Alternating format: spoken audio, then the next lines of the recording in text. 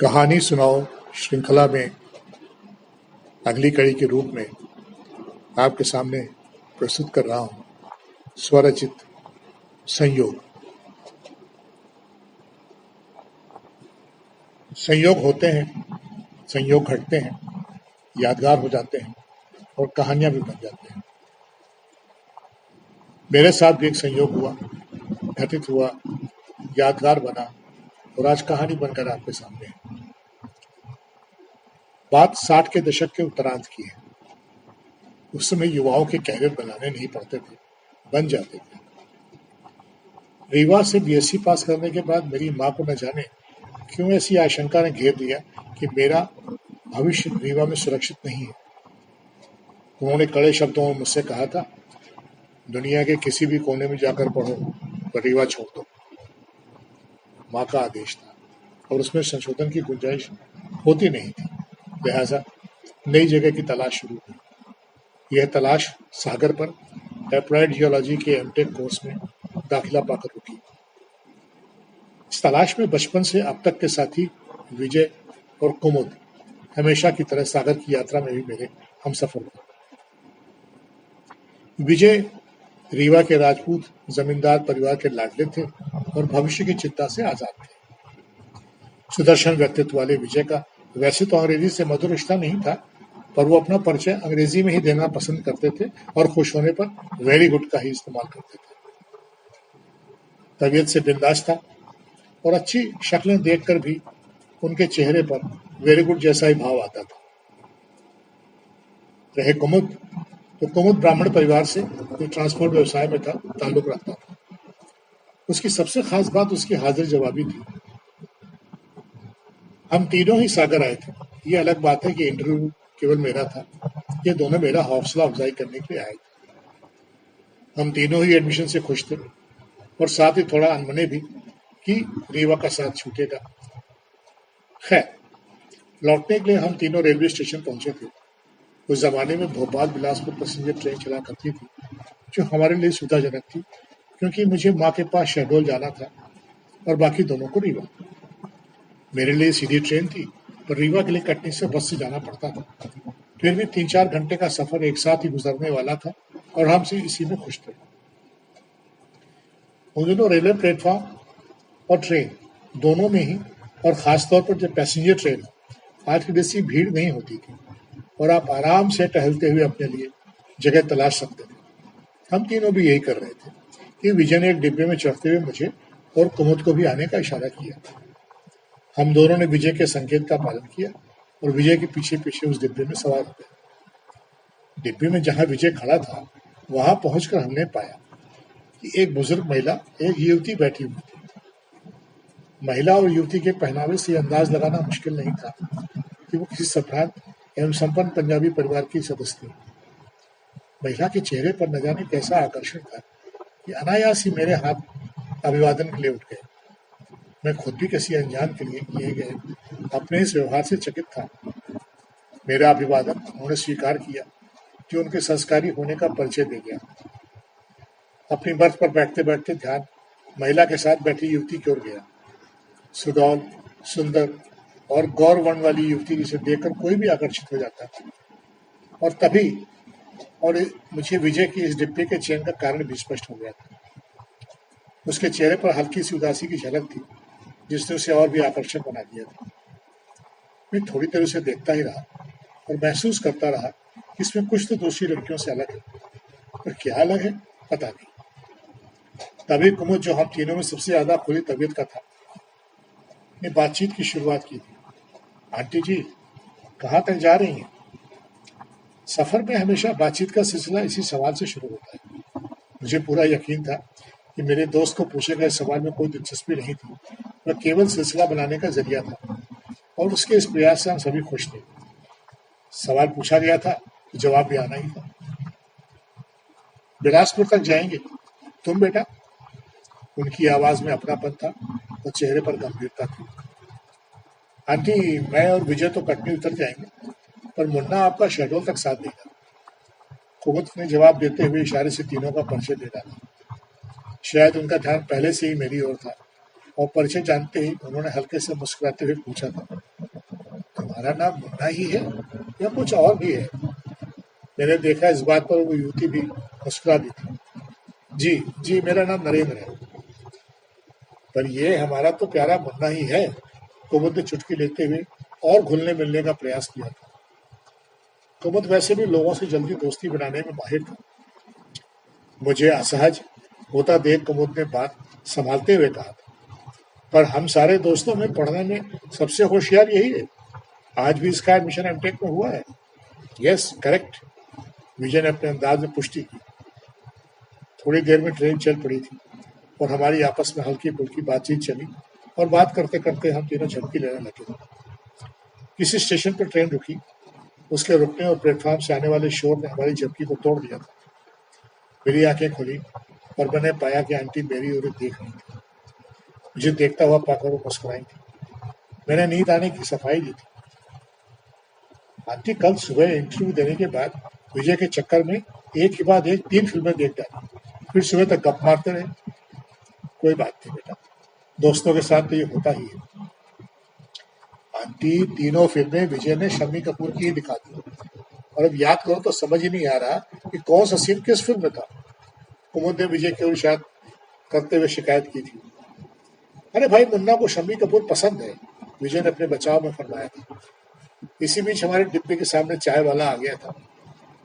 उस जमाने की ट्रेनों में खिड़कियों में लोहे के बार नहीं होते थे और खिड़कियों से आदान प्रदान सहज था। वहीं से चाय ली गई और उस युवती को छोड़कर सभी ने स्टेशन वाली चाय का आनंद लिया। युवती के चेहरे की गंभीरता ने हमें ज्यादा आग्रह करने से रोक दिया था। कभी बातचीत, कभी चुप्पी, कभी कोई स्टेशन आने पर कुछ खाने पीने का कार्यक्रम। इसी में समय बीतता रहा और कटनी आ गया। कुमुद और विजय की विदा का समय आ गया था। महिला जिन्हें अब तक आंटी संबोधित करने लगे थे, से दोनों ने विदा ली और हम तीनों डिब्बे से उतरकर प्लेटफॉर्म पर आ गए। विजय थोड़ी देर में डिब्बे के अंदर देख लेता था और बार बार किसी युवती के साथ इतने घंटों बैठने के बाद भी अच्छी जान पहचान बनाए बिना ही उसे जाना पड़ रहा था। ये शायद उसके जीवन की पहली असफलता थी, पर उसकी इस असफलता को हम एंजॉय कर रहे थे। तभी ट्रेन के चलने का समय हो गया था और मैं दोनों से विदा लेकर वापस अपनी जगह पर आ गया। ट्रेन चल पड़ी थी और विजय खिड़की पर आकर मुझसे बाय बाय कर रहा था और उसकी निगाहें युवती पर ही थी। शायद अंतिम प्रयास कर रहा था।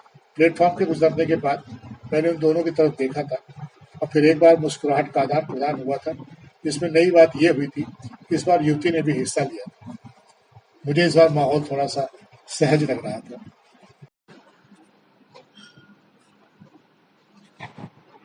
माहौल की सहजता ने मुझे बातचीत का सिलसिला जारी रखने के लिए प्रोत्साहित किया था। आंटी, आप बिलासपुर किसी काम से जा रही हैं? हालांकि सवाल कुछ व्यक्तिगत किस्म का था, पर सबसे आसान यही सवाल मेरे पास था। हम लोग वहीं रहते हैं। पिंकी के पापा जी का वहीं बिजनेस है। आंटी ने बिना मेरे पूछे अगले सवाल का जवाब दे दिया था। इस बातचीत से मुझे पहली बार युवती का नाम पता चला था। थोड़ी देर की खामोशी के बाद मैं पिंकी से बात करने की इच्छा को रोक नहीं सका था। आप क्या कर रही हैं? मैंने पूछा था। उसे शायद उम्मीद नहीं थी, इसलिए अपने को संभालते हुए जवाब दिया था। जी, मैं बीकॉम फाइनल कर रही हूँ। अच्छा, तो अपने पापा जैसी बिजनेस वुमन बनना चाहती हैं? मैं अपने पापा के साथ ही काम करूंगी, पूरे आत्मविश्वास के साथ उसने कहा था। इसी बीच आंटी एक बैग में कुछ डिब्बे निकालने में व्यस्त हो गई थी, जो निश्चित ही खाने के डिब्बे थे। उस जमाने में रेल का सफर किसी पिकनिक की तैयारी से कम नहीं होता था। पूरा खाना पीना, पानी की सुराही और होलडाल में ओढ़ने बिछाने का सामान साथ चलता था। छोटी सी यात्रा के लिए भी तैयारी लगती थी। आंटी के डिनर की व्यवस्था जम चुकी थी और तभी उन्होंने मुझे आमंत्रित किया था। बेटा, खाना खा लो। आंटी, आप लोग खाएं। माँ ने आलू के पराठे बनवाए होंगे। आलू के पराठे और बेसन के लड्डू मेरे फेवरेट हैं। न जाने क्यों मेरे यह कहने पर पिंकी और आंटी एक दूसरे की तरफ देखने लगे थे। फिर मेरी ओर देखकर उस स्नेह भरी मुस्कुराहट के साथ उन्होंने मुझे बताया था, हम भी आलू के पराठे ही लाए हैं। इसके पहले मैं कुछ और कहता, मेरे सामने एक प्लेट में 2 पराठे आ चुके थे। मैंने थोड़ा झिझकते हुए उनकी ओर देखा था और मेरी झिझक को दूर करने के प्रयास में उन्होंने समझाया था, लो तुम तो मेरे बेटे जैसे हो, तुम्हारी माँ जैसे तो पता नहीं, लेकिन मेरे बच्चों को मेरे बनाए पराठे बहुत पसंद हैं। मैंने थोड़ा झिझकते हुए प्लेट ले ली थी। आलू के पराठे वाकई बहुत लजीज बने थे। मैंने उनसे पराठों की तारीफ की तो मुझे उसके बदले में 2 पराठे और खाने पड़े थे। खाने का दौर तो अच्छा चल रहा था, पर इस सब के बीच पिंकी की चुप्पी जरूर मुझे समझ नहीं आ रही थी। मैंने कारण जानने की कोशिश में उससे पूछ ही लिया था, आप इतनी ही चुप रहती हैं या आज ही चुप हैं? उसने जवाब भी चुप्पी में ही केवल मुस्कुराकर दे दिया था। पर आंटी ने जरूर पिंकी की तरफ देखते हुए कहा था, पहले तो बहुत बातें करती थी और आजकल न जाने क्यों चुप रहती है।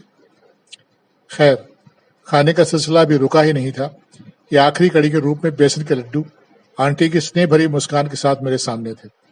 मैं चकरा गया था। मैंने उन्हें कहा था, आंटी आप तो जादूगर हो, आप तो मेरी पसंद की चीजें निकालते जा रहे हो, कमाल है। आंटी मेरी बात से खुश दिख रही थी। उन्होंने कहा था, मैं कोई जादूगर नहीं, ये सब मेरे जोगिंदर के पसंद की चीजें हैं। यह बताते हुए उनके चेहरे पर जो भाव आ रहे थे, उससे समझने में कोई उलझन नहीं हुई कि वो अपने बेटे की बात कर रही थी। आंटी ये तो मैं समझ गया कि जोगिंदर आपके बेटे हैं, वो करते क्या है? मैंने आंटी की तरफ देखते हुए पूछा था, पर आंटी ने जाने कहाँ सुदूर देख रही थी। मेरे सवाल का जवाब तो नहीं आया था, एक अजीब सी खामोशी जरूर छा गई थी। ऐसा लग रहा था मानो वो किसी स्वप्न लोक में थी और मेरे सवाल ने उन्हें वास्तविकता पर खड़ा कर दिया था। कभी कभी आप यह जानते हुए कि आप किसी काल्पनिक संसार में विचर रहे हैं, वहां से लौटना नहीं चाहते हैं, क्योंकि वो आपको सब कुछ देता है जिसे आप यथार्थ जीवन में नहीं पा सकते हैं। यही यात्रा अगर अचानक रुक जाए तो? मैं नहीं जानता, पर मुझे लगता है उनके साथ भी शायद ऐसा ही कुछ हुआ था। पिंकी, मैं और आंटी सभी चुप थे। कुछ आगे पूछने की मेरी हिम्मत नहीं हो रही थी। तभी आंटी उठी और धीरे धीरे बाहर शायद रेस्टरूम की ओर जाने लगी। पिंकी भी उनके साथ जाने के लिए उठी, पर उन्होंने इशारे से उसे मना कर दिया था। वो अपनी जगह पर बैठ गई थी। मुझे कुछ समझ में नहीं आ रहा था। मैंने पिंकी की ओर देखा कि शायद कोई कारण पता चले। वो मेरी हालत समझ गई थी। उसने नजरें नीचे किए हुए कहा था, जोगिंदर मेरे बड़े भाई थे। उसका थे कहना सब कुछ समझा गया था। मैंने बहुत डरते डरते पूछा था, कैसे? पिछले साल एक कार एक्सीडेंट में। ओह, इंजीनियर थे और पापा जी के साथ ही काम करते थे। जल्द ही उनकी शादी होने वाली थी। बहुत दुख हुआ सुनकर। मुझे नहीं पूछना चाहिए था। आप जानते हैं, आप मेरे भाई से बहुत मिलते हैं, बीजी शायद इसीलिए। मेरी बात को काटते हुए उसने कहा था, पर इसके आगे वो कुछ कह नहीं सकी और शायद जरूरत भी नहीं थी। मैं भी गुमसुम सा था, तभी आंटी आ गई थी। अभी की आंटी बहुत थकी हुई सी लग रही थी। उनके बैठते ही पिंकी ने उनसे कहा था, बीजी आप अपनी दवा ले लो और सो जाओ। पिंकी बैग से दवा निकाल रही थी। तभी मैंने उठकर उनकी सुराही से पानी भरकर उनकी ओर बढ़ाया था। जीते रहो के आशीर्वाद के साथ उन्होंने पानी लिया और दवा खा ली थी। आराम करने की तैयारी में मुझसे पूछा था, बेटा शहडोल कब आएगा? आंटी देर रात लगभग 11 बार, आप आराम करें। पिंकी, थोड़ी देर नरेंद्र से बात करके फिर आराम करूंगी। काफी देर तक आंटी मुझसे मेरे बारे में, परिवार के बारे में बातें करती रही। मुझे बिलासपुर आने का न्योता दिया और पिंकी को बोलकर अपना पता भी दिया था। मुझसे भी उन्होंने पता देने का आग्रह किया था, पर मैंने जाने क्यों जल्दी नहीं दिखाई थी। काफी देर तक बतियाने के बाद मेरे इस वादे के साथ कि मैं शहडोल आने पर बता दूंगा, वो आराम करने को तैयार हुई थी। थोड़ी देर के बाद आंटी सो गई थी और पिंकी से बात करने की मैं हिम्मत नहीं जुटा पा रहा था, लिहाजा वो भी झपकी देने लगी थी। मैंने अपने जेब में रख के कागज के एक टुकड़े पर अपना पता लिखना शुरू किया था। ये मुझे लगा कि इस सिलसिले को यहीं विराम देना शायद हम दोनों के हित में होगा। सम्मत बने रहने पर मैं अपने आप को उनकी भावनात्मक अपेक्षाओं पर खरा उतरने के लायक नहीं पा रहा था। मुझे लगा था जिसे हम मंजिल नहीं दे सकते उसका आगाज ही क्यों करें। मैंने वो पता लिखा हुआ कागज का टुकड़ा वापस जेब में रख लिया था। मैं पिंकी की चुप्पी, उसका अपने पिता के साथ कम करने का फैसला, आंटी का मेरे प्रति झुकाव, इन सब पर सोचते सोचते न जाने कब सो गया। नदी के पुल पर से ट्रेन के गुजरने की गड़गड़ाहट ने मुझे जगा दिया था। ट्रेन शहडोल के बाहर बहने वाली मुरना नदी के पुल से गुजर रही थी। मेरा उन दोनों से विदा लेने का समय आ गया था। दोनों गहरी नींद में थे। एक बार मुझे लगा कि आंटी को जगाकर अपना वादा पूरा करना चाहिए, पर मैं डर गया कि कहीं एक वादे को पूरा करने में किसी अगले वादे से बंद न जाऊं। इतने में ट्रेन ने प्लेटफॉर्म पर विराम लिया। दोनों अभी सो रही थीं। मैं झटके से उठा और अपने बैग के साथ डिब्बे से बाहर आ गया। बाहर आते ही मुझे अपराध बोध हुआ, पर दूसरे ही पल लगा जो किया ठीक ही किया। मेरा डिब्बा ट्रेन के पिछले हिस्से में था और मैं प्लेटफॉर्म पर धीरे धीरे चलते हुए एग्जिट द्वार की ओर बढ़ने लगा था। तभी ट्रेन भी चल दी थी। मैं और ट्रेन साथ साथ चल रहे थे, पर ट्रेन की रफ्तार मुझसे ज्यादा हो रही थी और तभी मेरा डिब्बा मेरी बगल से गुजरा। प्लेटफॉर्म के टिमटिमाते लैंप की रोशनी के सहारे मैंने डिब्बे की ओर देखा और मुझे लगा कि आंटी और पिंकी की आंखें मुझे खोज रही हैं। अनायास ही मेरे हाथ में जेब में पड़े मेरे एड्रेस वाले टुकड़े को निकाल लिया था, पर ट्रेन आगे निकल चुकी थी। मैं ठगा सा खड़ा ट्रेन को ओझल होते हुए देखता रहा था। इतने वर्षों के बाद भी मैं यह तय नहीं कर पाया हूं कि क्या जो मैंने किया वो सही था या नहीं। कहानी आप सबको समर्पित है। अब आप ही मेरा फैसला करें। शुक्रिया।